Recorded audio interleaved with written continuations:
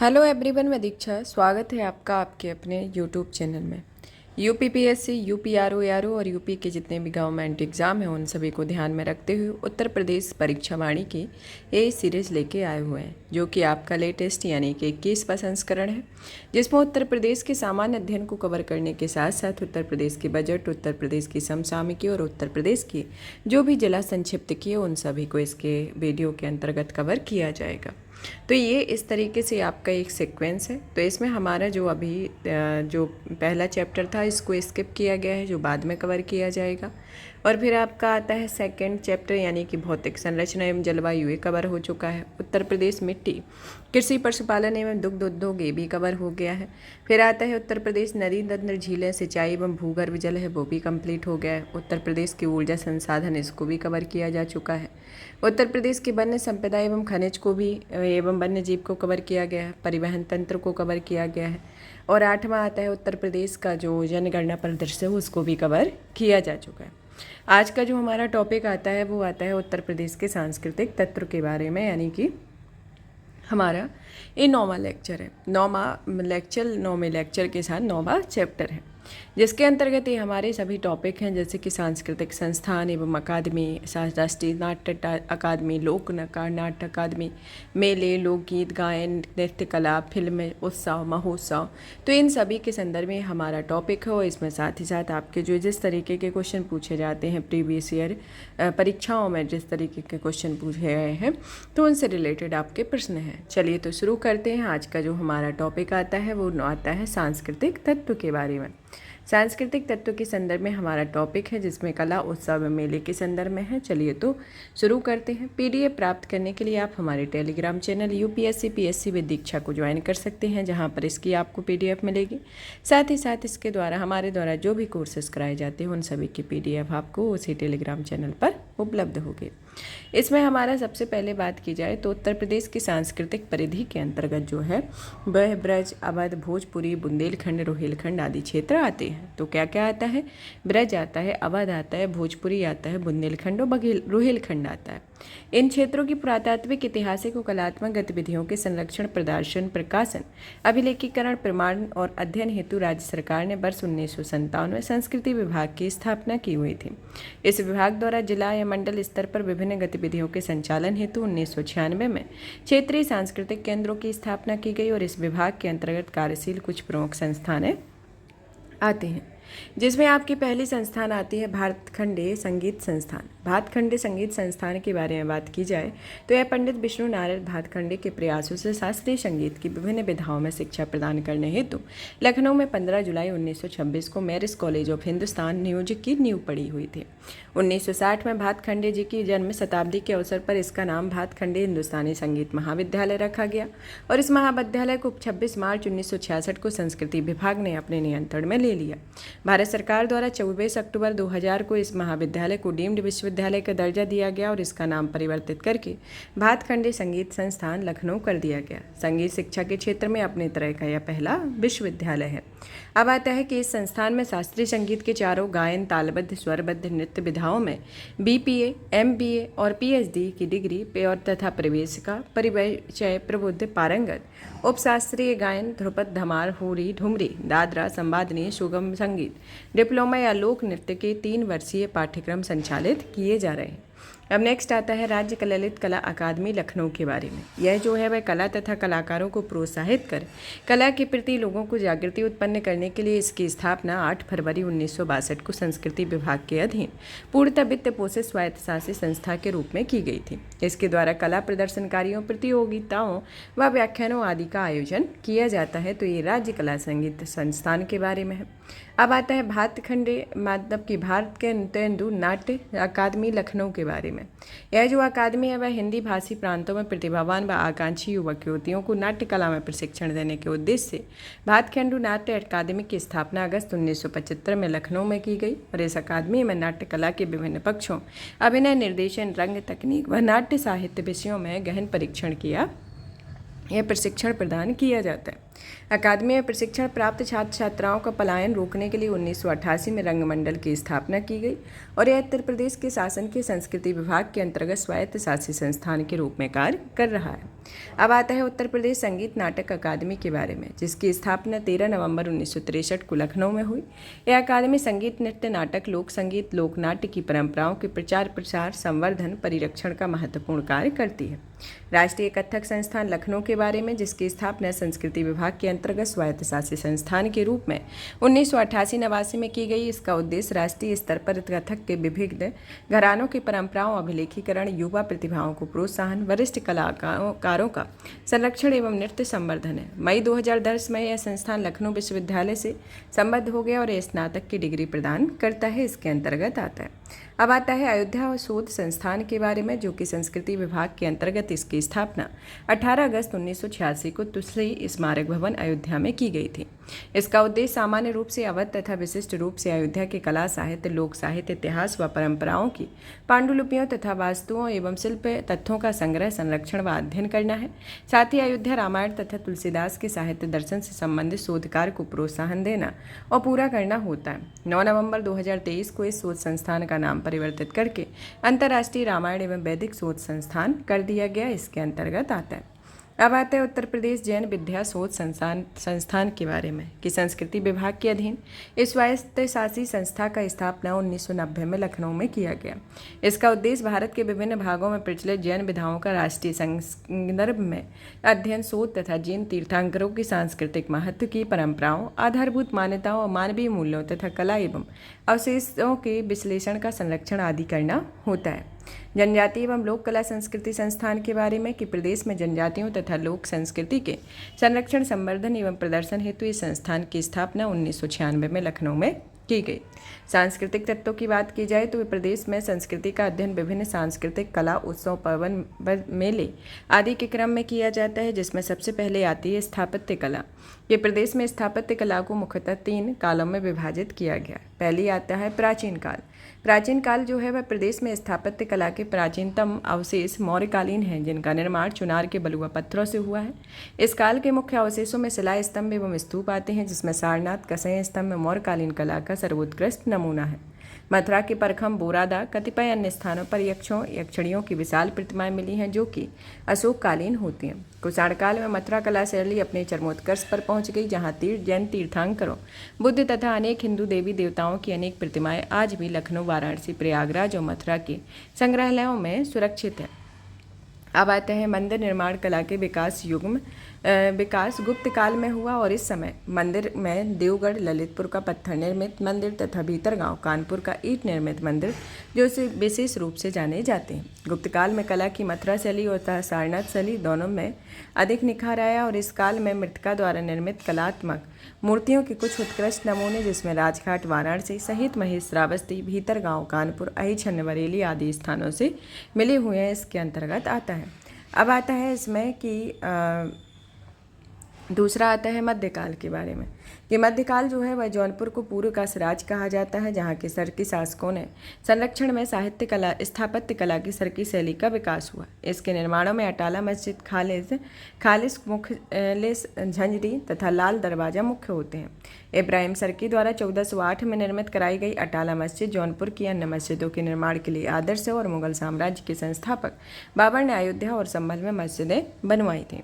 अकबर और शाहजहां के समय में प्रदेश की स्थापत्य कला का अद्वितीय विकास हुआ। इन दोनों के निर्माण में फतेहपुर सीकरी नगर, आगरा का किला और इसमें स्थित प्रयागराज में अकबर का किला तथा आगरा का ताजमहल आदि मुख्य है। इस काल की स्थापत्य की मुख्य विशेषताओं में आता है लाल बलुआ पत्थर, संगमरमर का उपयोग, चिकनी व रंग बिरंगे फर्श पर महीन चित्रकारी तथा जड़ाऊ का काम होता है। शाहजहां के काल में अकबर द्वारा लाल बलुआ पत्थर से बनाई गई अनेक इमारतों को तोड़कर फिर से संगमरमर का बनवाया गया और इनके प्रमुख दीवाने आम, दीवाने खास रहे हैं। शाहजहां द्वारा बनवाए गए ताजमहल का पूरा निर्माण मकराना संगमरमर से हुआ है, जो कि स्थापत्य कला का अद्वितीय नमूना है। और जहांगीर की पत्नी नूरजहां ने अपने पिता एतमुद्दौला के मकबरे का निर्माण आगरा में पित्तौरा शैली से कराया था। 1571 से 1585 तक मुगल साम्राज्य की राजधानी रही फतेहपुर सीकरी में बुलंद दरवाजा, दीवाने खास, मरियम महल, जामा मस्जिद, बीरबल महल, पंच महल, जोधाबाई महल आदि स्थापत्य कला के प्रमुख उदाहरण रहे।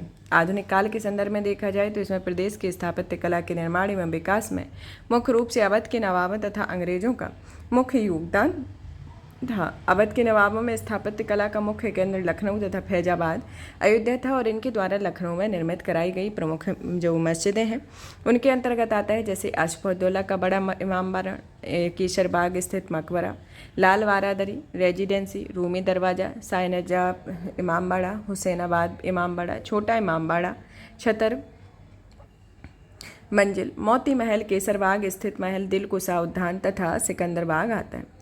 लखनऊ की इमारतों में की विशेषताएं इस प्रकार हैं, जिसमें द्वार पर मकराकृति, स्वर्ण छतरी वाले गुंबद, मेहराबदार बड़े कमरे, 12 दरियाँ तहखाने तथा भूल भुलैया आते हैं। आसफौद्दौला द्वारा बनवाए गए बड़े इमामगाड़े का मेहराबदार हाल लखनऊ कला की विशिष्ट नमूना है। माना जाता है कि यह विश्व में अपने ढंग का सबसे बड़ा हॉल है। अंग्रेजों के समय प्रदेश में ज़्यादातर स्कूलों, कॉलेजों, दफ्तरों, पुलों तथा अन्य इमारतों में निर्माण किए गए हैं, जो कि कला की दृष्टि से नहीं बल्कि जन उपयोगिता की दृष्टि से महत्वपूर्ण है और इनके भवनों में मुगल और ब्रिटिश साम्राज्य स्थापत्य का समन्वय मिलता है। चित्रकला एवं मूर्तिकला के बारे में कि प्रदेश में मिर्जापुर, सोनभद्र में लखनियादरी, मानिकपुर आदि स्थलों की गुफाओं में प्राचीन शैल चित्रकारी के कुछ नमूने प्राप्त हैं। ये नमूने प्राचीन काल में चित्रकला के विकास के द्योतक हैं और मध्यकाल में प्रदेश की प्रमुख चित्रकला शैली, जिसमें मुगल शैली या आगरा शैली थी, जिसकी नींव हुमायूं द्वारा रखी गई थी। उसने फारस में मीर सैयद अली और ख्वाजा अबू सहमद नामक चित्रकारों को अपने साथ भारत लाया और अबू सहमद के चित्र गुलशन चित्रावली में संकलित हैं। मीर सैयद अली के संरक्षण में हमजानामा यानी दास्तान अमीर हमजा नामक महत्वपूर्ण चित्रशाला ग्रंथ का संकलन किया गया, जिसमें कुल 1200 चित्र थे। मुगल चित्रकला शैली के संस्थापक चित्रकारों में मीर सैयद अली को नादिर उल उस्र, अब्दुल इस्मत को सीरी कलम की उपाधि हुमायूं को प्रधान के द्वारा दी गई थी। अकबर ने चित्रकारी के लिए एक अलग विभाग ही खोल दिया है, जिसमें आईने अकबरी और उपरोक्त दोनों चित्रकारों के अलावा 15 अन्य प्रसिद्ध चित्रकारों के नाम दिए गए हैं, जिसमें दसवंत, वसावन, महेश, मुकुंद, सावलदास आदि मुख्य होते हैं। बाल्यकाल के दौरान अकबर ने मीर सैयद अली एवं अब्दुल समद में काबुल से चित्रकारी कला सीखी थी और जहांगीर के समय में मुगल चित्रकला अपने चरमोत्कर्ष यानी मुगल चित्रकला का स्वर्ण युग पर था, जिसे अकारी जगह के नेतृत्व में आगरा में एक चित्रशाला बनवाई थी। औरंगजेब के समय चित्रकारों को संरक्षण मिलना बंद हो गया, जिसके कारण चित्रकार अमीरों तथा सामंतों के संरक्षण में इसके अंतर्गत चले गए और कुछ चित्रकारों ने काशी नरेश ईश्वरी प्रसाद के यहाँ संरक्षण प्राप्त किया और वहाँ अपभ्रंश शैली तथा कंपनी शैली का विकास किया। ये चित्र काशी हिंदू विश्वविद्यालय के भारत भवन में आज भी सुरक्षित है। मथुरा एवं आसपास के क्षेत्रों में मथुरा कला शैली का विकास हुआ, जिनका मुख्य संबंध जैन चित्रकला से था। प्रदेश में आधुनिक चित्रकला का विकास 20वीं शताब्दी के प्रारंभ हुआ तब हुआ जब 1911 में लखनऊ में कला एवं शिल्प महाविद्यालय की स्थापना की गई थी। इस महाविद्यालय को 1973 में लखनऊ विश्वविद्यालय की एक संकाय के रूप में मान्यता दी गई और 1949 में लखनऊ नगर निगम आर्ट गैलरी की स्थापना की गई और 1962 में ललित कला अकादमी लखनऊ की स्थापना की गई थी। 1920 में वाराणसी में भारतीय कला परिषद की स्थापना की गई और 1950 में काशी हिंदू विश्वविद्यालय में भारत कला भवन की स्थापना की गई, जो भारत के विशाल चित्रकला के संग्रहालयों में से एक आती है। 1911 से 1925 तक कला एवं शिल्प महाविद्यालय के प्रधानाचार्य नेथुलियन हट रहे और अंग्रेज होते हुए भी इन्होंने देशज कला को आगे बढ़ाया और 1925 के बंगाल के असित कुमार हलदार, जो कि अवनींद्र बाबू रविन्द्रनाथ टैगोर के शिष्य थे और लखनऊ आए, कला एवं शिल्प महाविद्यालय के प्रथम भारतीय प्राचार्य बने और उन्होंने लखनऊ की चित्रकला की बॉस तथा टेम्पा नामक 2 नई शैलियाँ शुरू की और बाद में लखनऊ शैली के रूप में विकसित हुई। लंदन प्रशिक्षित तथा और 1945 में कला एवं शिल्प महाविद्यालय के प्रधानाचार्य प्रयुक्त हुए और ललित मोहन सेन ने चित्रकला को नई दिशा प्रदान करते हुए पेस्टल व ऑयल पेस्टल से नैसर्गिक सौंदर्य तथा आकृतियों के चित्रण पर जोर दिया और उन्होंने ग्राफिक विद्या की शुरुआत की। उन्होंने सभी चित्रों की रचना की। 50 के दशक में प्राचीन रहे हरिहर लाल मेड़ ने अपने दृश्य चित्र, दैनिक जीवन पर आधारित चित्र, सभी चित्र और वास चित्रकला शैली में चित्र मेघदूत श्रृंखला के अपार ख्याति अर्जित की। 1956 में प्राचार्य रहे सुधीर रंजन खास्तगीर को इस महाविद्यालय का सूर्य कहा जाता है और मेरठ निवासी चमन ने चित्रकला एवं मूर्तिकला में 50 से अधिक पुस्तकें लिखकर सर्वाधिक अंतर्राष्ट्रीय चित्र प्रदर्शनी आयोजित करके विशेष ख्याति अर्जित की और प्रख्यात चित्रकार किरण उनकी धर्मपत्नी हैं। जगन्नाथ मुरलीधर अधिवासी के राज्य की विधानसभा में भित्ति चित्र चित्रित करने का गौरव प्राप्त हो। जयनारायण सिंह बावतार सिंह पवार प्रसिद्ध चित्रकार व मूर्तिकार रहे हैं। प्रदेश में उत्तर प्रदेश कलाकार संघ की स्थापना 1936 में की गई थी और महिला चित्रकार संस्था तन्नी की स्थापना 1975 में प्रभा पवार की अध्यक्षता में हुई थी। यूपी वर्किंग आर्टिस्ट एसोसिएशन को वर्ष 2000 में स्थापित किया गया था और प्रदेश प्रदेश में फोर आर्टिस्ट ग्रुप की स्थापना 1997-98, गैलरी दी आर्ट की स्थापना 1997 में लखनऊ में की गई थी। प्रदेश में आधुनिक चित्रकला संस्थान के बारे में बात की जाए तो कला एवं शिल्प महाविद्यालय लखनऊ में 1911 में है, भारत कला परिषद वाराणसी में 1920 में, लखनऊ आर्ट गैलरी लखनऊ में 1949 में, फिर आता है भारत कला भवन वाराणसी में 1950 में, उत्तर प्रदेश राज्य ललित कला अकादमी लखनऊ में 1962 में, उत्तर मध्य सांस्कृतिक केंद्र प्रयागराज में 1986 में स्थित है। प्रमुख चित्रकार एवं उनके चित्र के बारे में बात की जाए तो शिवनंदन कुनौटियाल, सत्यम शिवम सुंदरकरम, जगन्नाथ मुरलीधर, राज्य विधानसभा में भित्ति चित्र, भवानी चरण गुरी रामलीला, रणवीर सक्सेना प्रतीक्षा बुद्ध का ग्रह त्याग, विश्वनाथ मेहता बिंदी प्यासा ऊँट सृष्टि, अमृता सिरगिल अपेक्षित महिला, पहाड़ी महिला the little girl in blue इसके अंतर्गत आती हैं। शमशेर बहादुर में टूटी खाट छोटा कमरा, राज कपूर चितेरा में सचिन तेंदुलकर की 1500 फीट लंबी चित्र श्रृंखला, रणवीर सिंह बिष्ट की पहाड़ी लोक नृत्य गाँव की सुबह, बाजार, सांझ का पहर, नल पर भीड़, पहाड़ी घसियारे आदि आते हैं। रामचंद्र शुक्ल में आता है पश्चाताप, प्रतिशोध, दया, मौत की आंखें, सृष्टि और ध्वंस, पराजय की पीड़ा आदि आती है। गोपाल दत्त शर्मा की आती है छापा कलाकार, प्रिंट मेकर, नंद किशोर शर्मा की आती है कालीन, ट्रे, चीनी मिट्टी के बर्तनों पर चित्र इत्यादि इसके अंतर्गत आते हैं। अब आता है शास्त्रीय संगीत कला यानी गायन के संदर्भ में। गायन के संदर्भ में बात की जाए तो भारत उत्तर प्रदेश में संगीत कला का शुभारंभ उत्तर वैदिक कालीन सामवेद में माना जाता है। कालांतर में संगीत का धार्मिक जीवन के साथ साथ लौकिक जीवन में भी प्रवेश हुआ और गायन, वादन और नृत्य के नए नए प्रतिमानों, प्रवेश आदि का विकास होने लगा। भरत मुनि के नाट्यशास्त्र को उत्तर भारत के संगीत का बाइबल भी कहा जाता है और गुप्तकाल के शासकों में समुद्रगुप्त बीड़ा वादन में न केवल निपुण था, आपकी बीड़ा वादन प्रकार की मुद्राएं भी प्राप्त होती थीं। मध्यकालीन संगीत परंपरा में अमीर खुसरो का महत्वपूर्ण स्थान है और इनका जन्म 1253 में कासगंज जिले के पटियाली गांव में हुआ था तथा खुसरो ने ईरानी फारसी संगीत रागों में भारतीय प्रचलित रागों का मिश्रण करके ईरानी अंदाज में कव्वाली, तराना, कोल, कलवाना, नक्सेलगुल आदि शैलियों की स्थापना की और उनके द्वारा बनाए गए झूमरा आदि ताल आज भी लोकप्रिय होते हैं। खुसरो ने उस समय देश में प्रचलित ध्रुपद गायन शैली, ईरानी शैली का सम्मिश्रण कर ख्याल गायन शैली को प्रचलित किया और इस नवीन शैली में भारतीय संगीत को दो भागों, हिंदुस्तानी यानी उत्तर भारत और कर्नाटक में दक्षिण भारत शैली में विभाजित किया। खुसरो ने तबला व सितार का आविष्कार किया और उनका सितार चैत्री तंत्र बीड़ा का ही एक समुत्पन्न रूप था। अमीर खुसरो द्वारा विकसित किए गए नए राग जिसमें निम्नलिखित है, जिसमें सरपदा जो है वह पदवल व श्रास्त का मिश्रण, यमन जो है वह हिंडोल एवं नैरोज का मिश्रण, जिल्फ जो है पटराज और शाहनाज का मिश्रण, साजगिरी जो है वह पूर्वी गोंड, कागती एवं अन्य का मिश्रण। सितार की मसीद खानी विलंबित वादन शैली का प्रचलन मसीद खां ने किया और मसीद खां अमीर खुसरो के पुत्र थे। अब आता है कि पुष्टि संप्रदाय की स्थापना जो है स्वामी वल्लभाचार्य ने मथुरा वृंदावन के मंदिरों में गायन पद्धति को प्रतिष्ठित करने के लिए की और अष्टछाप कवियों की स्थापना कृष्ण लीला गायन के लिए स्वामी विट्ठलनाथ ने की थी और स्वामी विट्ठलनाथ वल्लभाचार्य के पुत्र एवं शिष्य रहे हैं। इसके अंतर्गत आता है कुम्मन दास, सूरदास, परमानंद दास, कृष्णदास वल्लभाचार्य के शिष्य तथा चार शिष्य विट्ठलनाथ के गोविंद स्वामी, नंददास, छीत स्वामी तथा चतुर्भुज दास संयुक्त रूप से अष्टछाप के कवि कहलाते थे। ये कवि गे पदों की रचना करते और प्रहर के अनुकूलन रागों में गाते थे। प्रातःकालीन पद भैरवी, भैरव, ललित, सावरी आदि रागों में, मध्यकालीन पद सारंग जैसे रागों में, संध्याकालीन पद यमन, धनासरी, पुरिया, धनासरी, केदार, मालकोश, कान्हरा आदि रागनियों में गाते थे। सूरदासी मल्हारी के प्रेरता सूरदास जी माने जाते हैं। निम्बार्क सखी संप्रदाय के हरिदासी परंपरा के प्रवर्तक स्वामी हरिदास ने श्री केलीमाल तथा अष्टादश में के पदों की रचना की है और श्री केलीमाल के कुल 110 पद हैं जिसमें 10 रागों को विभाजित किया गया। अष्टादश के 18 पदों को 4 रागों में विभाजित किया गया और स्वामी हरिदास का जन्म अलीगढ़ के हरिदासपुर ग्राम में हुआ था। इन्होंने अपना जीवन वृंदावन के निधिवन नामक स्थान पर व्यतीत किया हुआ था। ग्रंथ नाद विनाद में स्वामी हरिदास के वेजू, गोपाल, मदन राय, रामदास, दिवाकर पंडित, सोमनाथ पंडित, शोरसेन और तारसेन आदि 8 शिष्यों का उल्लेख किया गया और स्वामी हरिदास ने तानसेन को राग दीपक, बैजू को राग में, गोपाल को राग मालकोश में सिद्ध कराया था। ध्रुपद शैली की गायकी में पारंगत तानसेन ने स्वामी हरिदास से वीणा वादन की भी शिक्षा ग्रहण की हुई थी। वृंदावन मथुरा में प्रत्येक वर्ष स्वामी हरिदास संगीत सम्मेलन का आयोजन होता है और प्रतिवर्ष ध्रुपद मेले का आयोजन वाराणसी तुलसी घाट में किया गया। स्वामी हरिदास को ध्रुपद धमार का प्रवर्तक और साथ ही मंदिरों में ध्रुपद गायन द्वारा अर्चना पद्धति का भी प्रवर्तक माना जाता है और इनकी ध्रुपद गायन शैली गोबरहार हुआ करती थी।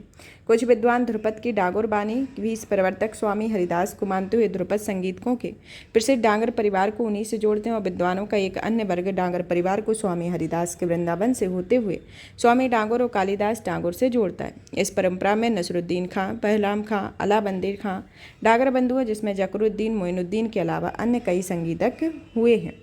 हरिदास संप्रदाय के 5 जिसमें संगीत अर्चना केंद्र अधोलिखित हैं, जिसके अंतर्गत बात की जाए तो इसमें पहले आते हैं आपके बांके बिहारी मंदिर, यहाँ स्वामी हरिदास की कृष्ण जी का दर्शन हुआ। दूसरा निधिवन, जहाँ स्वामी हरिदास का आश्रम और समाधि स्थल है। तीसरा आता है श्री रसिक बिहारी, जो कि स्वामी रसिक के देव के ठाकुर। गोरेलाल मंदिर नरहरि देव के उपास्य। 30 स्थान, जो कि स्वामी ललित मोहिनी देव द्वारा स्थापित है। ब्रज में दूसरी मीरा के रूप में प्रसिद्ध ताज बेगम स्वामी विट्ठलनाथ की शिष्या थी और अनन्य कृष्ण भक्त ताज बेगम ध्रुपद धमार की विख्यात गायिका थी। स्वामी सुरसुरानंदी 500 ध्रुपद बंदिशों की रचना की हुई थी, जो वैष्णवाचार्य स्वामी रामानंद के शिष्य थे और इनकी रचनाएं रामानंदी ध्रुपद के नाम से आज भी प्रचलित हैं। जौनपुर के शासक हुसैन सरकी ने कव्वाली की धुन पर बड़ा ख्याल गायकी का प्रवर्तन किया और टप्पा शैली का भी प्रचलन किया और बड़े ख्यालों को 2 महान बीनकारों अदारंग और सदारंग में विकसित किया हुआ था। फैजाबाद, जो कि वर्तमान में अयोध्या के खुशी महाराज, मेहंदी उस्ताद रहीमुद्दीन खां, मुस्तरी बाई, बेगम अख्तर, मालिका ये गज़ल आदि से संगीत जगत में फैजाबाद अयोध्या का नाम बढ़ाया गया।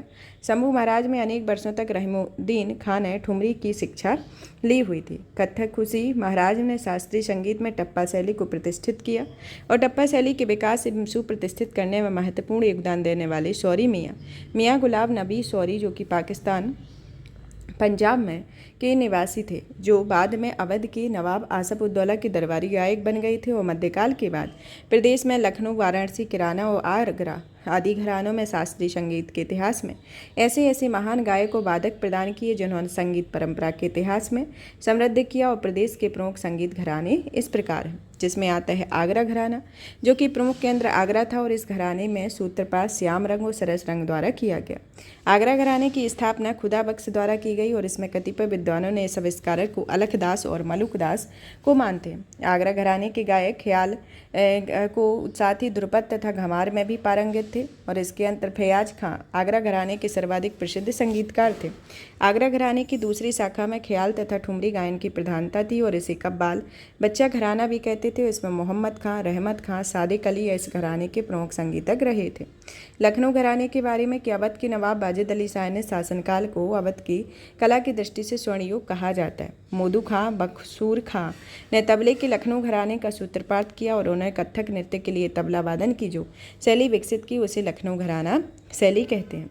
लखनऊ घराना ख्याल तथा ध्रुपद गायन के लिए प्रसिद्ध है। खुर्शीद खली खां लखनऊ ख्याल गायकी के पितामह जाने जाते हैं। लखनऊ घराने के लिए मियाँ गुलाम नबी शौरी ने टप्पा का प्रवर्तन किया और गायिका बेगम अख्तर लखनऊ में घराने की थी। वाजिद अली शाह के काल में ठुमरी को काफ़ी लोकप्रियता मिलने लगी और उन्होंने स्वयं अख्तर पिया को उपनाम से और उनके दरबारी विद्याधीन ने सनद पिया उपनाम से ठुमरी की बंद से तैयार की। लखनऊ घराने के विद्याधीन ठुमरी के प्रणेता माने जाते हैं और गुलाम मोहम्मद, रजा खां, इलियास खां, ध्रुव तारा जोशी सितारवादक, सादिक अली बीड़ा, अली खां सारंगी, कोदऊ से पंडित सखाराम, पंडित अयोध्या प्रसाद पखावज, उस्ताद दूल्हे खां, उस्ताद सखावत खां सरोद एवं जी.एन. गोस्वामी वायलिन आदि लखनऊ संगीत घराने के प्रसिद्ध कलाकार रहे हैं। विद्याधीन के बाद शंभू महाराज, लच्छू महाराज, बिरजू महाराज, कालका महाराज, अच्छन महाराज आदि ने कथक शैली को एक नई दिशा दी हुई थी। अब आता है हमारा किराना घराना के बारे में। किराना घराना जो है वह मुजफ्फरनगर जिले के कैराना यानी कि वर्तमान में शामली से किराना घराने की उत्पत्ति हुई। इस घराने के संस्थापक बंदे अली खां थे, किंतु इस घराने के वास्तविक संस्थापक अब्दुल करीम खां माने जाते हैं। किराना घराना हिंदुस्तान ख्याल गायकी के लिए विख्यात है। अब्दुल करीम खां जो कि भीमसेन जोशी, रोशन आरा, जो कि रोशन आरा बेगम जो कि पाकिस्तान की है, गंगूबाई हसल, काले खां इस घराने के प्रसिद्ध ख्याल गायक थे और इन्होंने इस घराने में ख्याल गायक डॉक्टर पंडित भीमसेन जोशी को वर्ष 2008 में इनकी उपलब्धियों में भारत रत्न से सम्मानित किया गया था। अब बात करते हैं अतलौनी घराना, जो कि इसकी स्थापना अलीगढ़ के निकट अतलौदी गांव में काले खां और चांद खां द्वारा की गई थी। यह घराना मुख्य रूप से ध्रुपद घमार गायन के लिए जाना जाता है। इस घराने में आरंभिक गायकों में छज्जू खां, दुल्लू खां प्रमुख थे। इसके अलावा गोलम गोस खां और आपके चिम्मन खां, केसर बाई को इस घराने में ख्याति मिली हुई थी। अब बात करते हैं बनारस घराने की, जो कि इसके प्रवर्तक मौदू खां के शिष्य राम पंडित राम सहाय थे। बनारस घराना और वादन दोनों कलाओं के लिए प्रसिद्ध है। शास्त्रीय संगीत के साथ तबला, शहनाई, सितार वादन, ध्रुपद, धमार, कथक नृत्य में यह घराना महत्वपूर्ण स्थान रखता है। ख्याति प्राप्ति तबला वादक पंडित राम सहाय को बनारस घराने का प्रवर्तक माना जाता है और इस घराने के प्रसिद्ध शास्त्रीय संगीत ठाकुर जयदेव सिंह को संगीत शास्त्र का जनक कहा जाता है। इस घराने को शास्त्रीय संगीत में प्रसिद्धि दिलाने में भारत रत्न 2 संगीतज्ञों पंडित रविशंकर जो कि सितार में और बिस्मिल्लाह खां शहनाई में की भूमिका जिसने निभाई है उनके लिए मिला हुआ है। अब आता है कि बनारस घराने में ये तबला वादक हैं जिसमें गोदई महाराज जो कि समता प्रसाद मिश्र, कृष्ण महाराज, पंडित राजन साजन मिश्र आते हैं। ध्रुपद धमार में पंडित छन्नूलाल मिश्र, ज्वाला प्रसाद मिश्र, बांसुरी वादन में हरि प्रसाद चौरसिया, वायलिन वादन में श्रीमती एन राजन, ठुमरी टप्पा में आती हैं रसूलन बाई, छोटी मैना, बड़ी मैना, गिरजा देवी। फिर आती है कथक नृत्य में सितारा देवी, तारा देवी, गोपी कृष्ण चौबे, पखावज में स्वामी पागलदास और भोलादास नाथ आते हैं। अब आता है सहारनपुर घराना, जो कि संस्थापक घराने में सूफी संत खलीफा मोहम्मद जमा थे, जो गायन के अतिरिक्त बीन, खरावाव और सितार वादन में प्रवीण थे। इस घराने में आलाप, घोरी, होरी, ध्रुपद गायन के लिए प्रसिद्ध होता है। सहारनपुर घराने के प्रमुख गायकों में बंदे अली खां, बहराम खां, अला बंदे खां, गोराबाई, डागर बंधु, सावरी बिदर्स आदि शामिल हैं और इसमें विख्यात गायक बहराम खां को पंडित की उपाधि प्रदान की गई है। अब आता है रामपुर घराना, जो कि इस घराने में नेमत खां सदारंग माने जाते हैं। इसके संस्थापक उस्ताद इनायत हुसैन खां हैं। यह घराना मुख्य रूप से ख्याल गायकी से संबंधित है। उस्ताद बजीर खां, छग्गू खां, इमदाद खां, राशिद खान आदि इस घराने में प्रसिद्ध गायक हैं। अजराना घराना, जो कि देश में तबले के 6 प्रमुख घरानों में से एक है और इसकी स्थापना कल्लू खां, मीर खां नामक 2 भाइयों ने की हुई थी और इस घराने के प्रसिद्ध तबला वादकों में उस्ताद कुतुब खां, उस्ताद घीसा खां, काले खां, साबिर खां आदि मुख्य हैं और देश में तबला वादन के 6 मुख्य घरानों में आते हैं, जैसे अजराना घराना, दिल्ली घराना, फर्रुखाबाद घराना, पंजाब घराना, लखनऊ व बनारस घराना आते हैं। भिंडी बाजार घराना, जो कि इस घराने की स्थापना मुरादाबाद के छन्नू खां, बजीर खां, खादिम खां के द्वारा मुंबई के भिंडी बाजार नामक स्थान पर 1890 ईस्वी में की गई थी। इस घराने के प्रमुख गायकों में भारत रत्न लता मंगेशकर, मन्ना डे एवं अमन अली आदि आते थे।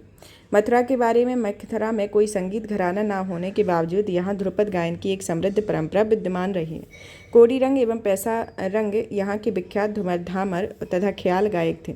मथुरा निवासी काले खां सरसप्रिया के नाम से उपनाम से शास्त्रीय संगीत की ठुमरी, ख्याल और ध्रुपद की अनेक रचनाएं रही हैं। फतेहपुर सीकरी घराना, जो कि मुगल कालीन घराने की स्थापना है, जो कि जैनू खां और जोरावर खां नामक 2 भाइयों ने जहांगीर के समय में की हुई थी। फतेहपुर सीकरी घराना मुख्यतः ख्याल गायकी के लिए जाना जाता है, जिसमें दूल्हे खां, छोटे खां, सैयद खां, घसीट खां इस घराने के प्रमुख संगीतकार रहे हैं। इसके अंतर्गत आता है। अब आता है इसमें खुर्जा या अलीगढ़ घराने के बारे में कि खुर्जा घराने की शुरुआत 18वीं सदी के आरंभ में उस्ताद नत्थे खां और उनके पुत्र जोधे खां से हुई। जोधे खां के पुत्र इमाम खां ने इस घराने परंपरा को आगे बढ़ाया और इस घराने की तान प्रणाली के अद्भुत समन्वय देखने को मिलता है। इस घराने में गायकों में उस्ताद गुलाम हुसैन खां, अल्ताफ हुसैन खां, मुमताज अहमद खां आदि शामिल होती हैं। प्रख्यात सितार वादक गफूर बख्श खां खुर्जा संगीत घराने से ही संबंधित संगीतकार थे।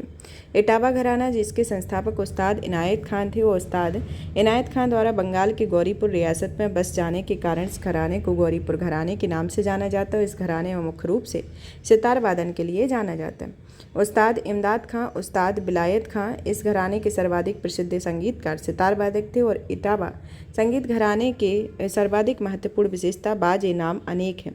सुरजन से तुराब खां, ध्रुव तारा जोशी इस घराने के अन्य लोकप्रिय संगीतकार रहे हैं।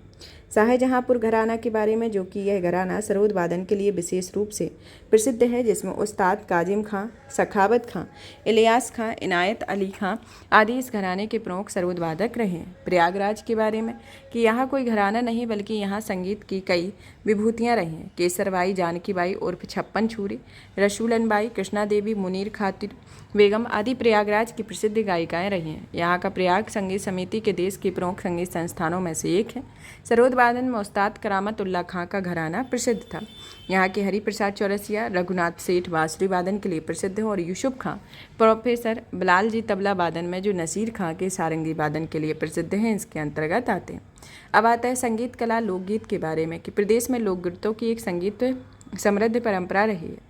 यहाँ क्षेत्र अनुसार लोकगीतों के सुर, लय, ताल आदि में काफ़ी भिन्नता देखने को मिलती है और प्रदेश में क्षेत्र पर गाए जाने वाले प्रमुख लोकगीत आते हैं। जिसमें कजरी के बारे में बात की जाए तो यह कजरी वर्षा ऋतु यानी कि सावन माह में महिलाओं द्वारा अवधी में तथा भोजपुरी में गाया जाने वाला लोकगीत है। इसकी उत्पत्ति मिर्जापुर से मानी जाती है। भाद्र कृष्ण तृतीया को विंध्यवासिनी देवी के जन्मोत्सव को कजरी पर्व के रूप में मनाया जाता है और यह मिर्जापुर में कजरी के 4 अखाड़े, बैरागी अखाड़ा, पंडित शिवदास मालवी अखाड़ा, जहांगीर अखाड़ा तथा अक्खड़ अखाड़ा अवस्थित है। कजरी मुख्य रूप से मिर्जापुर व वाराणसी के साथ साथ समस्त पूर्वांचल तथा कुछ अवधि क्षेत्रों में भी गाई जाती है। मालिनी अवस्थिति, उर्मिला श्रीवास्तव, अजिता श्रीवास्तव एवं उषा गुप्ता कजरी की प्रमुख गायिकाएं रही हैं। आल्हा के बारे में कि वीर रस की प्रधानता वाला यह बुंदेली लोकगीत है, जो मुख्य रूप से बुंदेलखंड के साथ समस्त उत्तर प्रदेश, मध्य प्रदेश में गाया जाता है। इस लोकगीत में मुख्यतः महोबा के राजा परमाल के 2 सेनापति भाइयों आल्हा एवं उदल की वीर गाथा पूर्ण गाथा का वर्णन करता है। बिरहा, जो कि प्रदेश के पूर्वांचल व अवध का एक जातीय भोजपुरी लोकगीत है, जो विशेष रूप से अहीर जातियों द्वारा गाया जाता है और बिरहा का जनक बिहारी लाल यादव रहे हैं। अब आते हैं कि उत्तर प्रदेश के प्रमुख लोकगीत तथा प्रचलित क्षेत्र के बारे में। अवध क्षेत्र, जो कि सोहर, बधाई, कजरी, संस्कार गीत, फाग, झूला गीत, सावनी, बिरहा आते हैं। पूर्वांचल क्षेत्र में कजरी, चेता, कहरवा, बिरहा, झूमर, दादरा, चेती आते हैं। ब्रज क्षेत्र में रसिया, होरी, फाग, लंगुरिया, समाज गायन, मल्हार, पटका आता है। बुंदेलखंड में आल्हा, पवारा, हरदौल, ईश्वरी, फाग, ढिमिराई, कुहाई आती है। पश्चिमी उत्तर प्रदेश में ढोला, रागनी, लावड़ी, बहरबील, बन्ना, गुजरी, जो कि आगरा और मेरठ आदि में इसके अंतर्गत आता है, तो ये प्रमुख आती हैं। अब आता है इसके अंतर्गत बात की जाए तो इसमें प्रमुख जो गायक हैं उसमें पद्मश्री हीलालाल यादव, विजय लाल यादव, हैदर अली और राम कैलाश यादव इसके प्रमुख रहे हैं, जो कि आपका एक रहा है। अब आते हैं इसमें कि चैता के बारे में, जो कि पूर्वांचल क्षेत्र का प्रमुख लोकगीत है। चैता के संदर्भ में बात की जाए तो ये जो लोकगीत है यह फाल्गुन पूर्णिमा में चैत पूर्णिमा के दौरान मनाया जाता है और चैता मुख्यतः प्रेम की अभिव्यक्ति की प्रधानता वाला लोकगीत है। रसिया के बारे में कि रसिया प्रदेश के ब्रजभूमि क्षेत्र की लोक संगीत गायन की प्रसिद्ध शैली है और इस गीत में मुख्य रूप से भगवान श्री कृष्ण एवं राधा की उपासना, उनके प्रेम संबंधों का वर्णन किया जाता है। अन्य प्रमुख लोकगीत गायक के बारे में कि मनोज त्रिवारी, मृदुल, मनोज सिंह, मनु, लल्लन सिंह, गहमरी, जवाहरलाल, राम कैलाश यादव, दिनेश यादव, निरहुआ, मोतीलाल यादव, सगुन श्रीवास्तव, विजया भारती, राजबाला, बंस गोपाल यादव, लल्लू वाजपेयी आदि राज्य के कुछ प्रमुख लोक गायक एवं गायिकाएं। गीतों के साथ प्रयुक्त होने वाले लोक वाद्य यंत्रों में ढोल, नगाड़ा, रणसिंगा, रेगड़ी, केंगड़ी, मृदंग, नाल, मंजीरा, झांझ, चिमटा, करताल, बेला, चम्मच, हारमोनियम, थाली आदि मुख्य होता है। अब आता है शास्त्रीय नृत्य कला के बारे में। शास्त्रीय नृत्य कला के बारे में बात की जाए तो यह राज्य में शास्त्रीय नृत्य कला का विकास बाद में हुआ है, लेकिन लोक नृत्य की परंपरा बहुत प्राचीन है और लोकगीतों में के साथ लोक नृत्यों का विशेष संबंध है। विभिन्न अवसरों पर गाए जाने वाले लोकगीतों के साथ साथ नृत्य भी किए जाते हैं और प्रदेश का एकमात्र शास्त्रीय नृत्य नाटक है जिसका प्रारंभ मंदिर में पुजारियों द्वारा कथा बजते समय हाव भाव के प्रदर्शन में माना जाता है। मुस्लिम शासकों में इस नृत्य को राज दरबार में आश्रय देना शुरू किया गया। वाजिद अली शाह अवध के दरबार में इसका विशेष विकास हुआ और इस नृत्य का मुख्य केंद्र लखनऊ रहा है।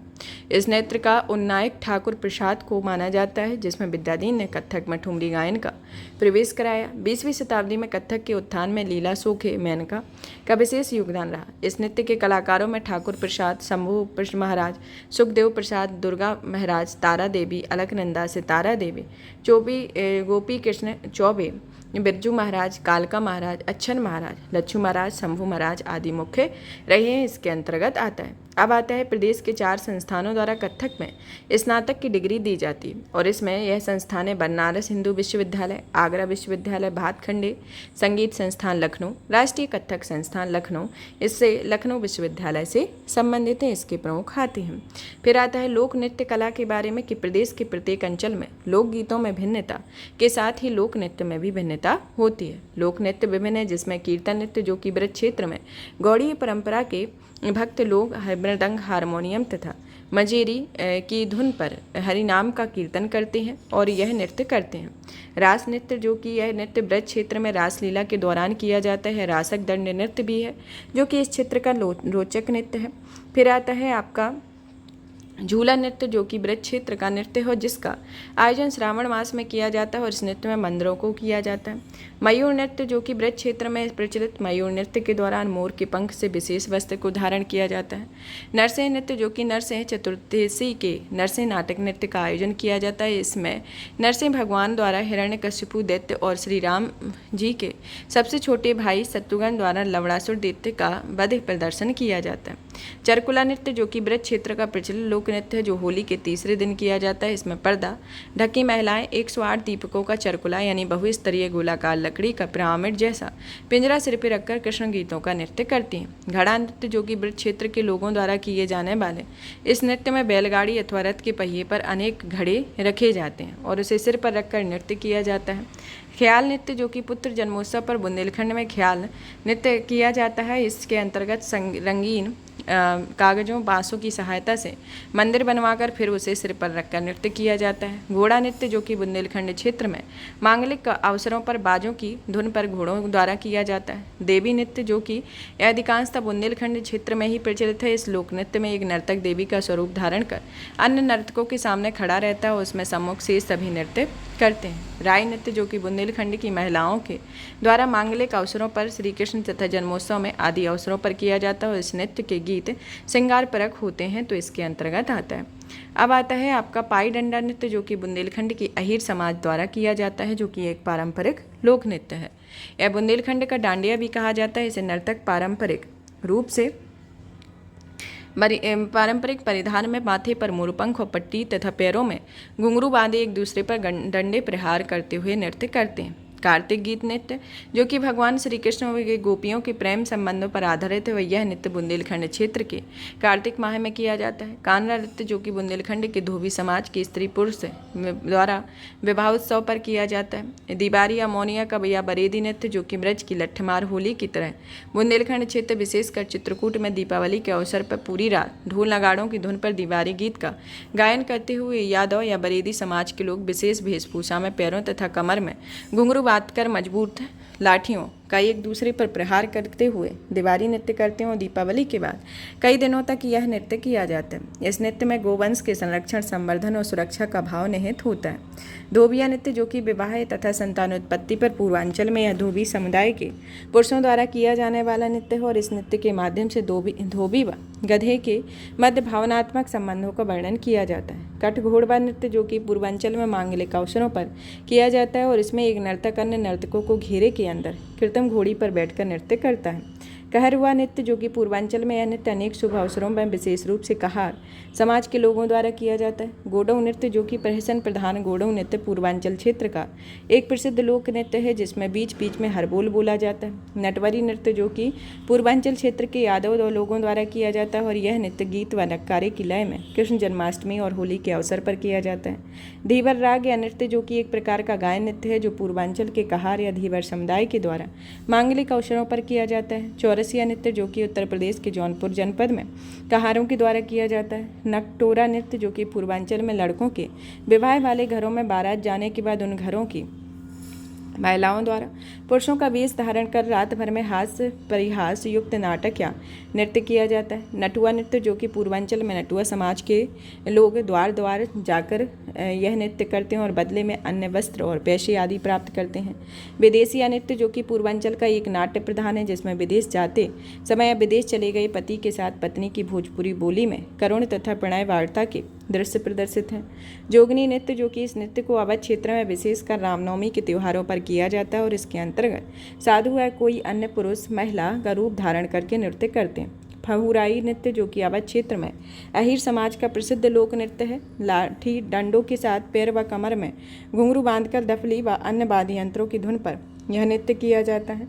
डेढ़िया नृत्य, जो कि अवध क्षेत्र का एक प्रसिद्ध लोक नृत्य है और यह नृत्य राम के लंका विजय के बाद वापस आने पर स्वागत स्वरूप किया जाता है, जिसमें छिद्र युक्त मिट्टी के बर्तन में दीपक जलाकर उसे सिर पर रखकर नृत्य किया जाता है। सेरा या सैला नृत्य, जो कि नृत्य प्रदेश में बुंदेलखंड क्षेत्र, जो कि हमीरपुर, ललितपुर, झांसी में फसल कटाई के अवसर पर एक कृषक समुदाय के युवा लड़कों एवं लड़कियों के द्वारा किया जाता है और इस नृत्य के द्वारा वैदिक देवता इंद्र की पूजा कर उनका आशीर्वाद प्राप्त किया जाता है। कर्मा नृत्य, जो कि सोनभद्र एवं मिर्जापुर के खरवार एवं कौल जनजातियों के द्वारा खरीफ फसल बोने के बाद और होली के अवसर पर यह नृत्य किया जाता है। यह नृत्य पुरुषार्थ या पर्यावरण का प्रतीक है। डांडिया नृत्य, जो कि सोनभद्र आदि जिलों में संतान की कामना पूरी होने पर नृत्य माँ सरस्वती के चरणों में समर्पित होकर किया जाता है। चोला नृत्य, जो कि मिर्जापुर, सोनभद्र आदि जिलों में यह नृत्य अच्छी वर्षा और फसल के लिए किया जाता है।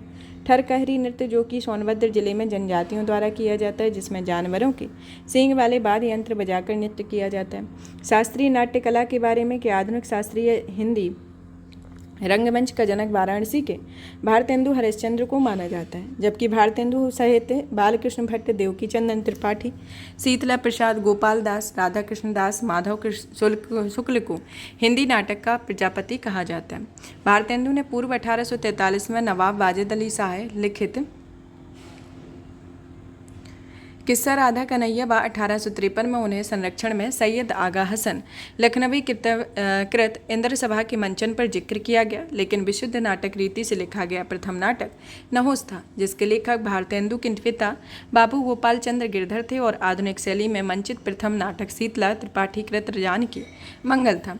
1943 में वामपंथी और प्रगतिशील कलाकारों, प्रबुद्धजनों, भारतीय जन नाट्य संघ की स्थापना की गई और इस संस्था में अनेक शाखाएं, जिसमें लखनऊ, कानपुर, मेरठ, आगरा खोली गई। कालांतर में नाट्य कला के उन्नयन तथा प्रचार प्रसार के लिए 1963 में उत्तर प्रदेश संगीत नाट्य भारती और 1964 में रविंद्रालय व 1975 में भारतेंदु नाट्य अकादमी की स्थापना लखनऊ में की गई और इसमें 1969 में नाट्य भारती का नाम बदलकर संगीत नाटक अकादमी कर दिया गया। सूर मोहन कुलश्रेष्ठ लखनऊ, श्रीमती गिरीश रस्तोगी गोरखपुर, उर्मिल कुमार थपलियाल लखनऊ, अनिल रंजन भौमिक प्रयागराज, चित्रा मोहन लखनऊ, रास बिसारिया व मोहन राकेश आदि राज्य के प्रमुख नाट्यकर्मी व निर्देशक रहे।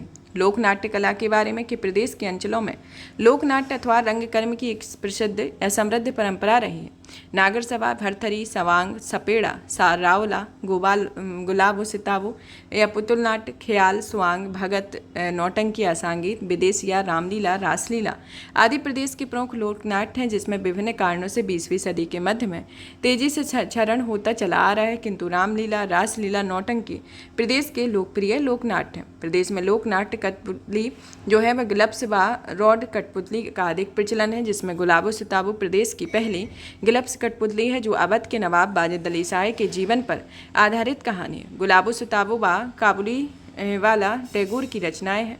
लोकनाट्य रामलीला का कोई मानक रूप नहीं है। वैसे तो पूरे प्रदेश में रामलीला का आयोजन किया जाता है, लेकिन वाराणसी के रामनगर में रामलीला को प्रतिनिधि रामलीला कहा जाता है। रामलीला में अवधि के साथ साथ स्थानीय भाषाओं का भी प्रभाव रहता है। प्रयागराज का रामलीला अपनी विशिष्ट शैली के लिए प्रसिद्ध है। अब आता है कि इसमें लोकनाट्य रासलीला का मंचन अभी भी प्रायः ब्रज भाषा के लोगों के द्वारा किया जाता है, जो पारंपरिक लय व अनुशासन विद्यमान है। लोकनाट्य नौटंकी का आयोजन स्थानीय भाषा और परंपराओं के अनुसार प्रायः पूरे प्रदेश में किया जाता है। लोकनाट्य का यह विधा भी संकटग्रस्त है, जिसके वजूद में कायम रखने के लिए नौटंकी कला केंद्र की स्थापना की गई है। प्रदेश में कानपुर, हाथरस आदि नौटंकी की प्रमुख शैलियाँ व घराने हैं। हाथरसी शैली में भक्ति व वीर रस की प्रधानता होती है, जबकि कानपुरी शैली जो है वह मनोरंजन प्रधान होती है। विनोद रस्तोगी निर्देशक, डॉक्टर कृष्ण मोहन रस सक्सेना, मधु अग्रवाल निर्देशक कानपुर शैली में, संदीपन बिमलकांत निर्देशक हाथरसी शैली, राधा रानी मोहन स्वरूप भाटिया, अतुल यदुवंशी आदि नौटंकी से जुड़े हुए प्रमुख कलाकार है। प्रदेश में रंगमंच संबंधी प्रथम पत्रिका भारतीय जन नाट्य से संबंधित है। अब आते हैं प्रमुख नाट्य संस्थानों के बारे में, जिसमें भारतीय जन नाट्य संघ इप्टा जिस कहा जाता है वह कहाँ पर है, वह आगरा में है। फिर आती है भारत मध्यम नाट्य संस्थान गाजीपुर में, साधना साधना नाट्य कला केंद्र गाजियाबाद में, श्री नाट्यम वाराणसी में, यायावर जो है वह लखनऊ में आती है, अभिनव ज्योति जो आती है वाराणसी में, रूपांतर गोरखपुर में, नेहरू बाल भवन प्रयागराज में, सम्मोहन कला संस्थान आजमगढ़ में।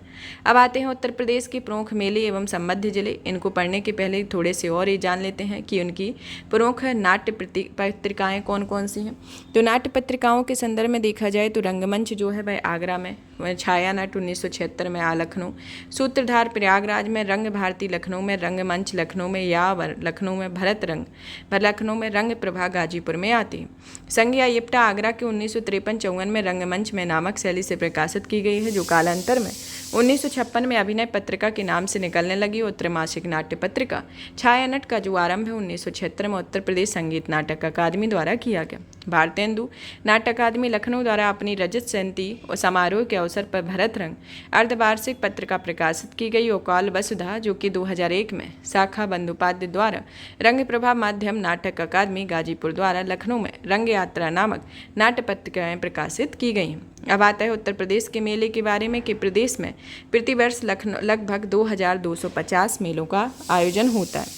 राज्य की समृद्ध सांस्कृतिक विरासत प्रतीक हैं और राज्य में सर्वाधिक 86 मेले मथुरा में, 79 कानपुर में, हमीरपुर में आपके 79, झांसी में 78, आगरा में 72, फतेहपुर में 70 और सबसे कम आपके पीलीभीत में लगते हैं। तो इस तरीके से मेलों का एक क्रम होता है। उत्तर प्रदेश के मेले तथा संबद्ध जिलों के बारे में बात की जाए तो इसमें आता है पहले नंबर पर रामायण मेला, जो कि अयोध्या और चित्रकूट में लगता है।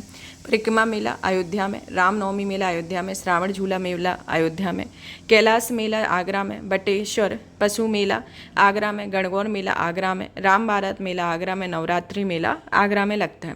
गुड़िया मेला जो है वह मथुरा वृंदावन में, कंस मेला मथुरा व आगरा में, हरिदास जयंती मेला मथुरा वृंदावन में, ध्रुपद मेला मथुरा वाराणसी में, झूला या देव छठ मेला मथुरा में, देवा शरीफ मेला बाराबंकी में, सैयद सालार मेला बहराइच में, सरधना मेला मेरठ में, नौचंडी मेला मेरठ में लगता है।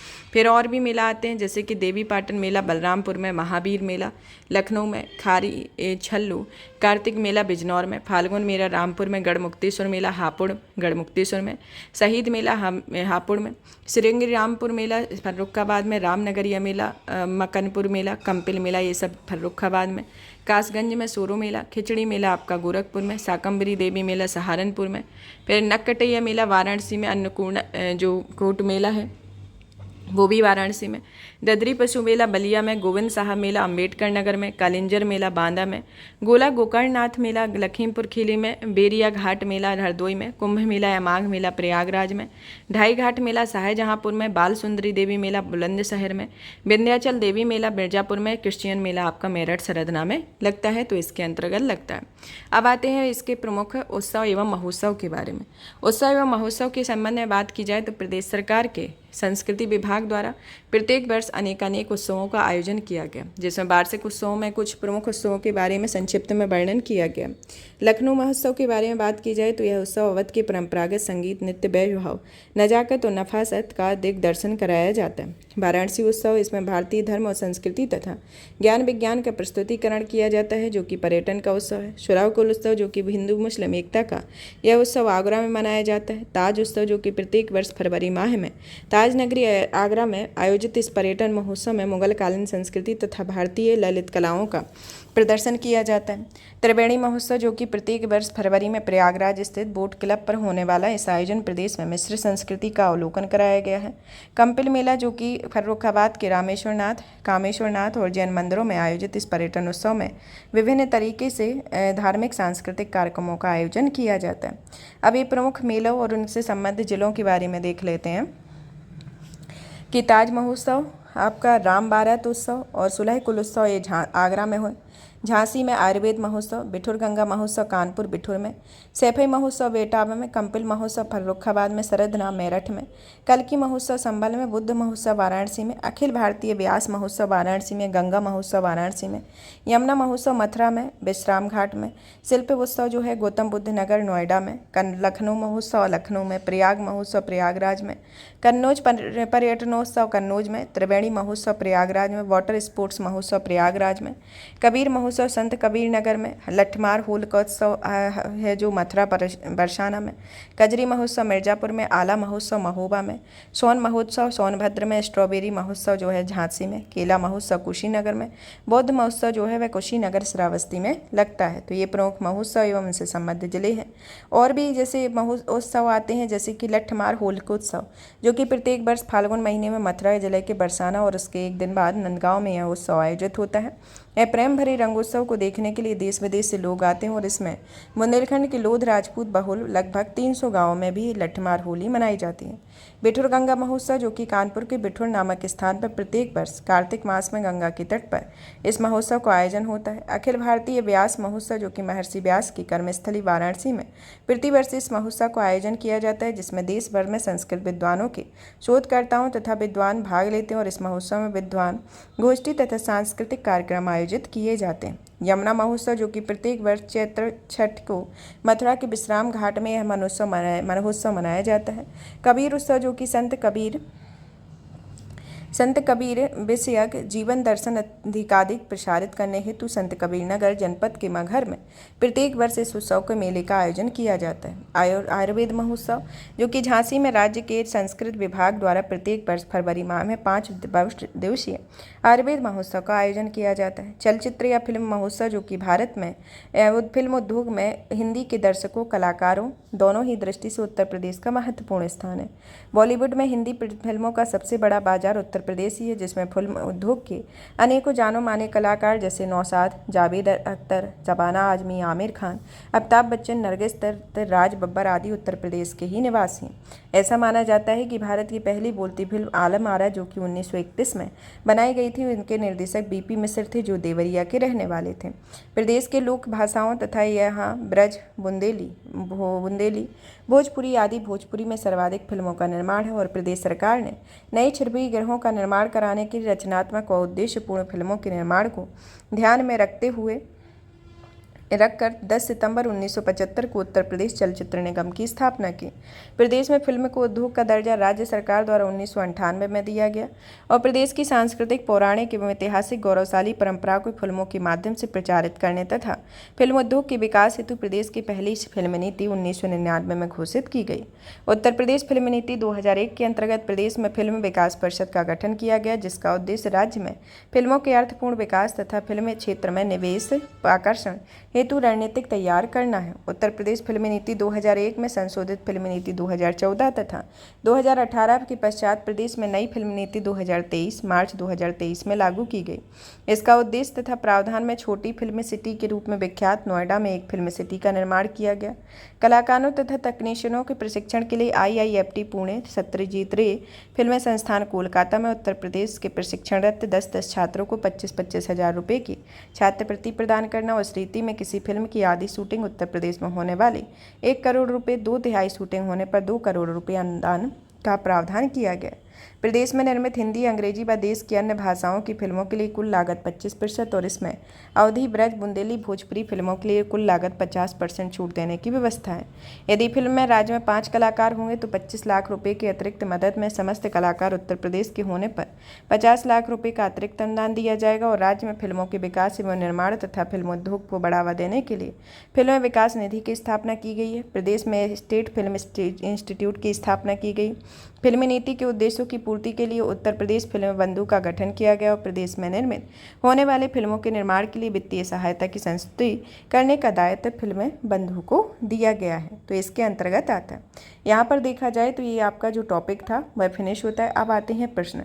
अब प्रश्नों के संदर्भ में देख लेते हैं कि किस तरीके के इस चैप्टर से प्रश्न पूछे जाते हैं। तो हमारा पहला प्रश्न जो आता है कि इसमें दिए गए हैं कि निम्न में से कौन सुमेलित नहीं है।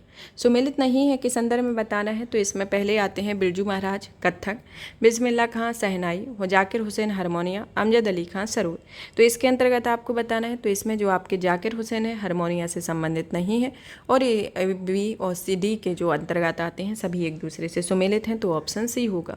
नेक्स्ट आता है कि संगीत शिक्षा हेतु उत्तर प्रदेश प्रथम संगीत महाविद्यालय है। तो उत्तर प्रदेश प्रथम संगीत महाविद्यालय कहाँ है?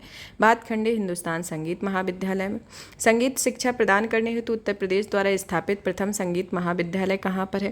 तो ये प्रथम संगीत महाविद्यालय भातखंडे हिंदुस्तान संगीत महाविद्यालय लखनऊ में है।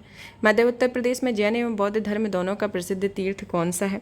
तो ये आता है आपका कौशाम्बी, ऑप्शन ए होगा। नेक्स्ट आता है सुमेलित कीरना है 1 और 2 को, तो इसके अंतर्गत बात की जाए तो इसमें आपका जो आता है बिरहा, भोजपुर, कजरी, अवधी, पवारा, रसिया। तो इसके अंतर्गत आपको सुमेलित करके बताना है कि इनमें से कौन सा सुमेलित है। तो इस समय बात की जाए तो आपका जो बिरहा है वह आता है आपका भोजपुर से संबंधित है, कजरी जो है वह अवधी से संबंधित है, पवारा जो आता है वह बंदेली से, और रसिया जो है बिरजी से। तो इसके अंतर्गत ऑप्शन डी होगा। नेक्स्ट आता है कि अमीर खुसरो के विकास में अग्रणी भूमिका निभाई हुई है, तो ये किसने अग्रणी भूमिका निभाई है? तो इसके अंतर्गत आपका ऑप्शन सी होगा, खड़ी बोली ने। उत्तर मध्य सांस्कृतिक केंद्र स्थित है, ये कहाँ पर स्थित है? प्रयागराज में स्थित है, तो ऑप्शन ए होगा। नेक्स्ट आता है आपका क्वेश्चन कि सितार मिश्रण है, सितार किसका मिश्रण है इसके अंतर्गत बताना है? तो ये बीणा और तमूरे का है। कर्मा किस क्षेत्र का लोक नृत्य है? तो ये कर्मा जो है वह आपका सोनभद्र का है, ऑप्शन ए होगा। निम्न में से कौन सुमेलित नहीं है इसके अंतर्गत बताना है? तो इसमें आपका आता है ये आपका बिरहा कन्नौज, ऑप्शन बी होगा। आल्हा महोबा से संबंधित है, रसिया बरसाने से, और कजरी आपका मिर्जापुर से, लेकिन बिरहा कन्नौज से ये संबंधित नहीं है। निम्न में से कौन सबसे प्राचीन वाद्य यंत्र है इसके अंतर्गत आपको बताना है? तो ये आता है आपका बीड़ा, ऑप्शन डी। उस्ताद बिलायत खां, फिदा हुसैन नारसी, सितारा देवी, जतिन भट्टाचार्य। तो इसके अंतर्गत आपको बताना है कि कौन कौन सा सुमेलित है। तो उस्ताद बिलायत खां जो है वह सितार से संबंधित है, फिदा हुसैन नारसी हिंदी रंगमंच से, फिर आता है सितारा देवी जो है वह कत्थक से, और जतिन भट्टाचार्य सरोद से। तो इसके अंतर्गत ऑप्शन डी होगा। नेक्स्ट आता है कि तानसेन का मकबरा कहाँ है? तो तानसेन के मकबरे के बारे में बात की जाए तो ये आपका आता है ग्वालियर में, तो ऑप्शन बी होगा। राई लोक नृत्य का संबंध यूपी में निम्न में से किस एक क्षेत्र से है? तो राई का है बुंदेलखंड क्षेत्र से, तो ऑप्शन डी होगा। ताज महोत्सव जो है वह किस महीने में मनाया जाता है? तो इसके अंतर्गत आपको बताना है। तो ताज महोत्सव के बारे में बात की जाए तो यह फरवरी में मनाया जाता है। ठुमरी गायिका गिरजा देवी का संबंध किससे है? तो ये आता है बनारस घराने से। नेक्स्ट आता है कि निम्न में से कौन सा लोक नृत्य ब्रज क्षेत्र का है? तो ये जो है वह चरकुला नृत्य आता है। सैयद सलार मेला कहाँ लगता है इसके अंतर्गत बात की जाए तो यह बहराइच में लगता है। नेक्स्ट आता है कि निम्न में से कौन सा नृत्य बुंदेलखंड में फसल कटाई के समय किया जाता है? तो ये आपका आता है सैरा में। फिर आता है निम्न में से बुंदेलखंड का लोकप्रिय लोकगीत है, ये आपका आता है आल्हा। हरिदास जयंती प्रतिवर्ष मनाई जाती है, तो कब मनाई जाती है? वृंदावन में मनाई जाती है। सूची 1 और 2 को सुमेलित करना है, जिसमें सूची 1 और 2 को सुमेलित करने के संदर्भ में दिया गया है, जिसमें बटेश्वर जो है वह आपका लगता है आगरा में, जो आपका देवा है वह बाराबंकी में। हरिदास जयंती जो है वृंदावन में मनाई जाती है, नौचंडी आगरा में लगता है, तो ऑप्शन डी होगा। नेक्स्ट आता है चरकुला का प्रमुख लोक नृत्य क्या है? तो इसके अंतर्गत आपको बताना है। तो इसमें आता है ब्रजभूमि। चिन्हित कथक नृत्य से संबंधित नहीं है, इसके अंतर्गत आपको बताना है। तो इसमें आता है आपका ऑप्शन डी कि ध्रुव तारा जोशी कथक नृत्य से संबंधित नहीं है, और आपके बिंदा दीन, शंभू महाराज, लच्छू महाराज आते। नेक्स्ट क्वेश्चन आता है कि निम्न में से कौन सा लोक संगीत दिए गए स्थानों में सुमेलित नहीं है? जो इसके अंतर्गत आपको बताना है। तो इसमें आपका आता है बिरहा कानपुर से संबंधित नहीं है, आपका कजरी बनारस से संबंधित है, होली ब्रज से, नौटंकी हाथरस से। निम्न में से कौन सुमेलित नहीं है इसके संदर्भ में आपको बताना है। तो इसमें आपका कर्मा महोबा से संबंधित नहीं है, बल्कि धुरिया बुंदेलखंड से संबंधित है, धीबर कहार से, नटबरी पूर्वांचल से संबंधित है। तो ये आपका आता है। अब आता है उत्तर प्रदेश की ऐतिहासिक, पुरातत्विक तथा कलात्मक निधि की देखरेख करने के लिए स्थापित संस्कृति विभाग के कार्यों में कौन सा सम्मिलित नहीं है? ऑप्शन ए उनका संरक्षण तथा प्रदर्शन, ऑप्शन बी उनका प्रकाशन, ऑप्शन सी उनका अभिलेखीकरण, ऑप्शन डी उसकी बिक्री। तो इसके अंतर्गत आपको बताना है। तो इसमें आपका ऑप्शन डी होगा कि उसकी बिक्री आपकी इससे संबंधित नहीं है। नेक्स्ट क्वेश्चन आता है जिसमें पूछा गया है कि निम्न में से कौन सा उत्तर प्रदेश का लोकगीत नहीं है? तो उत्तर प्रदेश के लोकगीत के बारे में बात की जाए तो इसमें आता है ढोला मारू। निम्न में से कौन सा सुमेलित नहीं है इसके अंतर्गत बताना है। तो इसमें चैता रोहिलखंड से संबंधित नहीं है, आपका आल्हा बुंदेलखंड से संबंधित है, बिरहा पूर्वांचल से, कजरी अवध से संबंधित है, लेकिन आपका चैता रोहिलखंड से संबंधित नहीं है। निम्न में से कौन सा उत्तर प्रदेश का लोक नृत्य नहीं है इसके अंतर्गत आपको बताना है। तो इसमें आपका मुरिया लोक नृत्य नहीं है उत्तर प्रदेश का। नेक्स्ट आता है कि राई लोक नृत्य है, तो राई किसका लोक नृत्य है, इसके अंतर्गत बताना है, तो ये बुंदेलखंड का है। भातखंडे संगीत संस्थान लखनऊ डीम्ड विश्वविद्यालय बना, तो ये कब बना, तो ये आपका आता है 2001 में। सुविख्यात चित्र सत्यम शिवम सुंदरम की रचना किसने की हुई थी, तो इसके अंतर्गत आपको बताना है, तो इसमें आपका शिवनंदन नौटियाल ने की। हिंदू मुस्लिम एकता का प्रतीक सुलह कुल उत्सव उत्तर प्रदेश में आयोजित किया जाता है, तो ये कब किया जाता है, इसके संदर्भ में बताते हैं, तो ये आगरा में, ऑप्शन डी होगा। नेक्स्ट आता है निम्न में से किसने लखनऊ के सांस्कृतिक क्रियाकलापों में योगदान नहीं दिया था, तो इसके अंतर्गत बताना है, तो ये मेहंदी ने नहीं दिया था, तो ऑप्शन सी होगा। चित्रकला की मुगल शैली का आरंभ किया गया था, तो ये कब किया गया था, ये आपका चित्रकला की मुगल शैली का प्रारंभ हुमायूं ने किया। सूची 1 और 2 को सुमेलित करने के संदर्भ में है, जिसके अंतर्गत आपको बताना है, तो इसमें आपका आता है गोविंद साहब जो है वह आपके अंबेडकर नगर से संबंधित है, कैलाश मेला आगरा से संबंधित है, सैयद सलार बहराइच से, और आपका जो आता है और शाकुंभरी देवी जो है वह सहारनपुर से संबंधित है। इस तरीके से आपका ऑप्शन बी सही होगा। नेक्स्ट क्वेश्चन आता है 38 नंबर का कि उत्तर प्रदेश में वर्षा के समय गाया जाने वाला लोकगीत कौन सा है, तो ये आपका वर्षा के समय जो लोकगीत गाया जाता है वह आता है आपका कजरी, तो ऑप्शन ए होगा। प्रसिद्ध शास्त्रीय गायक भीमसेन जो कि संबंधित हैं, तो भीमसेन किससे संबंधित है, इसके अंतर्गत बात की जाए तो किरानी घराने से। कौन सा कथक कलाकार नहीं है, तो कथक कलाकार आपके आते हैं, कौन नहीं है, आपके किशन महाराज। नेक्स्ट आते हैं, इसमें सूची 1 और 2 को सुमेलित करने के बताना है, जिसमें 41 के अंतर्गत आता है कि ये आपको बताना है कि पशु मेला कहाँ लगता है, ये आपका बटेश्वर में लगता है। द्रुपद मेला वाराणसी में लगता है। गोविंद साहब मेला जो है वह अम्बेडकर नगर में, और माघ मेला प्रयागराज में, तो इस तरीके से ऑप्शन ए होगा। 42 नंबर का क्वेश्चन आता है, जिसमें पूछा गया है कि बिरहा के संदर्भ में बताना है, तो बिरहा किससे संबंधित है, आपका पूर्वांचल से संबंधित है। रसिया ब्रजभूमि से संबंधित है। आल्हा बुंदेलखंड से, कजरी पूर्वांचल से, तो इस तरीके से आपका ऑप्शन सी होगा। नेक्स्ट आता है उत्तर प्रदेश का मुख्य लोक नृत्य है, तो उत्तर प्रदेश का मुख्य लोक नृत्य कौन सा है, उपयुक्त सभी होगा, धोबिया राई सायरा सभी है। भातखंडी संगीत, इनको आपको सही सुमेलित बताना है कि इनमें से कौन सा सही सुमेलित है, तो इसके अंतर्गत बताना है। इसमें ये आपके ऑप्शन दिए गए हैं, ऑप्शन के अंतर्गत आपको इसके उत्तर बताने, जैसे भातखंडे संगीत संस्थान, ललित कला अकादमी, उत्तर प्रदेश नाटक संस्थान, भारतेंदु नाटक अकादमी, तो इसके अंतर्गत बात करनी है, तो इसमें आपको ये कौन सा होगा, तो इसमें जो आपका आता है इसमें आपका होगा मतलब कि एक दूसरे से ये सुमेलित हैं, तो ऑप्शन ए होगा। जैसे कि आपका भातखंडे संगीत अकादमी जो है 1926 से संबंधित है। राष्ट्रीय ललित कला अकादमी 1962 से, उत्तर प्रदेश संगीत नाटक अकादमी 1963 से, भारतेंदु नाट्य अकादमी 1975 से संबंधित है। इस तरीके से सभी एक दूसरे से सुमेलित हैं। अब आता है आपका नेक्स्ट कि मिर्ज़ापुर जो प्रसिद्ध है वह किसके लिए प्रसिद्ध है, वह आता है आपका कजरी के लिए प्रसिद्ध है। निम्न में से कौन सा सुमेलित नहीं है, बिरजू महाराज कथक, आल्हा महोबा, अमजद अली खां सरोद, बिरहा कन्नौज, तो इनमें बताना है कि कौन सा सुमेलित नहीं है, तो आपका ऑप्शन डी नहीं सुमेलित है कि इसमें बिरहा कन्नौज से संबंधित है। कौन सा शास्त्रीय नृत्य उत्तर प्रदेश से संबंधित है, तो इसके अंतर्गत आपको बताना है, तो इसमें आपका आता है कथक जो आपका उत्तर प्रदेश से संबंधित है। शाकंभरी देवी का मेला कहाँ पर लगता है, तो इसके अंतर्गत बताना है, तो ये सहारनपुर में लगता है, तो ऑप्शन डी होगा। बहराइच, सुल्तानपुर, रायबरेली किस बोली के क्षेत्र हैं, तो ये बताना है, तो ये आते हैं आपके अवधि के, तो ऑप्शन डी होगा। इनमें से कौन सा सुमेलित नहीं है, जैसे आल्हा बुंदेलखंड, बिरहा पूर्वी उत्तर प्रदेश, कजरी रोहिलखंड, चैता अवधिया भोजपुरी क्षेत्र, तो इसके अंतर्गत बताना है, तो इसमें आपका ऑप्शन सी होगा जो संबंधित नहीं है। निम्न में से बुंदेलखंड का लोक नृत्य नहीं है, इसके अंतर्गत बताना है, तो इसमें आता है आपका ऑप्शन सी जो बड़ैया नृत्य होता है, जो कि ये बुंदेलखंड का क्षेत्र नहीं है। लठमार होली मनाई जाती है, इसके संदर्भ में बताना है, तो लठमार होली जो है वह आपकी मनाई जाती है बरसाने में। अयोध्या के किस संगीतकार ने शास्त्रीय संगीत में टप्पा शैली का विकास किया, तो इसके अंतर्गत बताना है, तो टप्पा शैली का विकास खुशी महाराज ने किया, ऑप्शन भी होगा। मेरठ में प्रत्येक वर्ष होली के बाद आयोजित किया जाने वाला रंग बिरंगा मेला कौन सा है, तो ये आपका नौचंडी मेला है, जो ऑप्शन बी होगा। नेक्स्ट आता है कि किस सूफी संत में वार्षिक उर्स पर देवहा या वारावंकी में मेला लगता है, तो इसके अंतर्गत बताना है। वार्षिक अली शाह में। प्रसिद्ध सितार वादक इनायत खां किस घराने से संबंधित है, तो इसके अंतर्गत बताना है, तो ये टाबा से। जौनपुर के सुल्तान हुसैन सरकी ने किसकी धुन पर बड़ा ख्याल का विकास किया, तो ये आते हैं आपके कव्वाली। निम्न में से तबला वादक का जन्म बनारस के कबीर चौरा में हुआ था? तो ये आते हैं आपके पंडित किशन महाराज। निम्न में से कौन लोक संगीत बनारस के महीनों में गाया जाता है? तो इसके अंतर्गत बताना है, तो इसमें आता है कजरी। उत्तर भारतीय शास्त्रीय संगीत का बाइबल ग्रंथ कहा जाता है, तो ये किसे कहा जाता है? ये आते हैं नाट्य शास्त्र को। निम्न में से कौन हिंदुस्तानी संगीत के क्षेत्र में महान विभूति नहीं है? तो इसके अंतर्गत आपका है माल गुर्जरी, जो नहीं है। आपके राजा मानसिंह तोमर है, तानसेन है, सदारंग अदारंग आते हैं। उत्तर प्रदेश में के संदर्भ में निम्नलिखित कथनों पर विचार कीजिए, जिसमें पहला आयुर्वेद महोत्सव 2023 झांसी में आयोजित किया गया। दूसरा आता है ताज महोत्सव 2023 प्रदेश की राजधानी लखनऊ में आयोजित किया गया। तो इसके अंतर्गत बताना है कि इनमें से कौन से सुमेलित है? तो इसमें आपका जो पहला वाला है वही सत्य है कि इसमें आयुर्वेद महोत्सव जो है वह झांसी में आयोजित होता है। दूसरा वाला कथन गलत है, तो इसके अंतर्गत ऑप्शन ए होगा।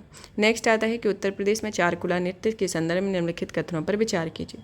इसके अंतर्गत पहला आता है कि यह उत्तर प्रदेश के अवध क्षेत्र में किया जाने वाला नृत्य है। दूसरा आता है कि इस नृत्य में पर्दा ढकी महिलाएं अपने सिर पर बड़े बहुस्तरीय गोलाकार लकड़ी के पिरामिडों को संतुलित करती हैं और कृष्ण के गीतों का नृत्य करती हैं।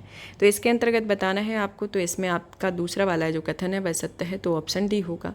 नेक्स्ट आता है उत्तर प्रदेश संगीत नाटक अकादमी के संदर्भ में निम्नलिखित कथनों पर विचार कीजिए। इसकी स्थापना वर्ष 1965 में हुई, यह वाराणसी में स्थित है। तो इसके अंतर्गत बताना है, तो इसमें आता है आपका ऑप्शन बी कि इसमें ना तो ये होगा ना तो ये होगा, तो ऑप्शन बी होगा। नेक्स्ट क्वेश्चन आता है 65 नंबर का कि सूची 1 और 2 को सुमेलित करना है। सूची 1 में भरतनाट्यम, कुचिपुड़ी, शास्त्रीय कथक दिया और दूसरी सूची में तमिलनाडु, उत्तर प्रदेश, आंध्र प्रदेश, असम दिया गया है। तो इसके अंतर्गत आपको सुमेलित करके बताना है। तो इसमें भरतनाट्यम जो किससे संबंधित है? भरतनाट्यम जो आपका आता है ये बताना है। तो इसके संदर्भ में देखा जाए तो यह तमिलनाडु से है। फिर आपका कुचिपुड़ी जो है वह आंध्र प्रदेश से, शास्त्रीय असम से और कथक उत्तर प्रदेश से। तो इस तरीके से आपका ऑप्शन ए सही होगा। यहाँ पर ये आपकी प्रश्नों की श्रृंखला फिनिश होती है। आपने साथ में उत्तरमाला भी देने को कहा था, तो हम आपको PDF में ये भी देते हैं। PDF हमारे telegram channel UPSC PSC with Diksha से ज्वाइन कर सकते हैं, जहाँ पर आपको इसकी PDF मिलेगी। साथ ही साथ हमारे द्वारा जो भी कोर्सेज कराए जाते हैं उन सभी की PDF आपको उपलब्ध होगी। आप इस सेशन को ज़्यादा से ज़्यादा शेयर करें, वीडियो को लाइक करें, चैनल को सब्सक्राइब करें। धन्यवाद।